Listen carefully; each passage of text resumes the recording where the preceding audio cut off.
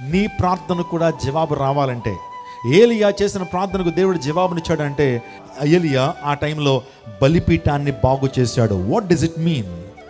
ఏంటి బలిపీఠాన్ని బాగు చేయటం అంటే ఏంటి? హృదయం అనే బలిపీఠాన్ని ఈ రాత్రి కాలంలో బాగు చేయాలి. నీ హృదయంలో దేవునికి ఆయాసకరమైనటువంటి ఏదైనా ఉన్నట్లయితే ఆ బలిపీఠాన్ని నువ్వు బాగు చేయాలి. ప్రియ యవన తమ్ముడు, నీ జీవితంలో మంచి ఉద్యోగం కోసం నువ్వు ప్రయాసపడుతున్నావు. ఒకవేళ ప్రియ యవన దైవజనుడా, నీ పరిచర్యలో అభివృద్ధి నువ్వు చూడాలనుకుంటున్నావు, నీ యొక్క పరిచర్యలో విస్తరణ నువ్వు చూడాలనుకుంటున్నావు, నీ యొక్క కుటుంబంలో అద్భుతాన్ని నువ్వు చూడాలనుకుంటున్నావు. ఇక్కడ చాలామంది వివాహం కానటువంటి వారు ఉన్నారు. నా జీవితంలో వివాహం కాబడాలని నువ్వు కోరుకుంటున్నావు. నేను ఏకాంగురాలుగా ఉంటుంటే నేను సంసారిగా మారాలని నువ్వు కోరుకుంటున్నావు. నీ జీవితంలో అనారోగ్యంతో నువ్వు బాధపడుతూ స్వస్థపరచబడాలని కోరుకుంటున్నావు. ఆర్థికపరమైన ఇబ్బందుల నుంచి విడుదల నువ్వు పొందాలనుకుంటున్నావు. నీ ప్రార్థనకు జవాబు రావాలని కోరుకుంటున్నావు కదా.